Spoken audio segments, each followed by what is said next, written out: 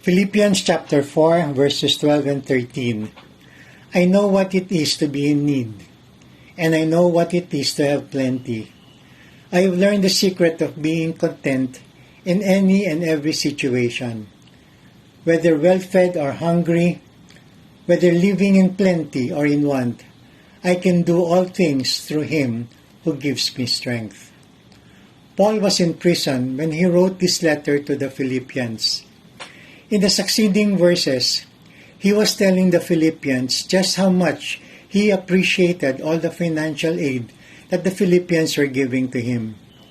In fact, when he set out for Macedonia, Paul says that not one church shared with him in the matter of giving and receiving, except for the Philippians.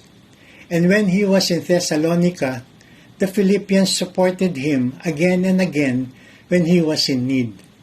And now, upon learning that he was in prison in Rome, they again sent financial aid and showed their care for him.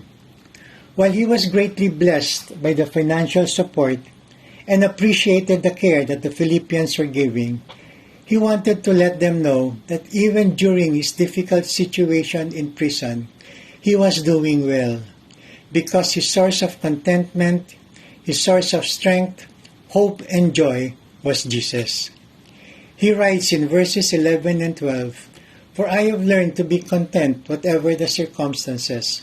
I know what it is to be in need. I know what it is to have plenty. I have learned the secret of being content in any and every situation, whether well-fed or hungry, whether living in plenty or in want.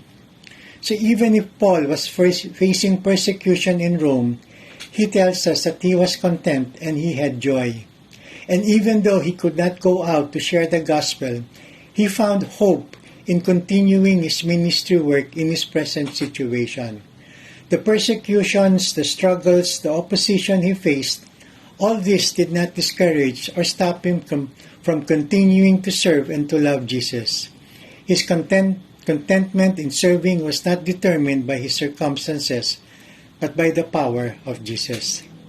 This is what he meant when he said in verse 13, that I can do all this through Him who gives me strength. Imprisoned in Rome, Paul found the ability to find contentment, to continue serving the Lord with joy, never giving up, and that can only come from Christ who gives him strength. For in Christ alone is there hope, joy, and peace that surpass all understanding in any and whatever situation. This is a verse that is often used by many. Athletes use this verse before a game. Students use this verse as they prepare for an exam. We all have used this verse when faced with difficult problems or we need to accomplish a difficult task.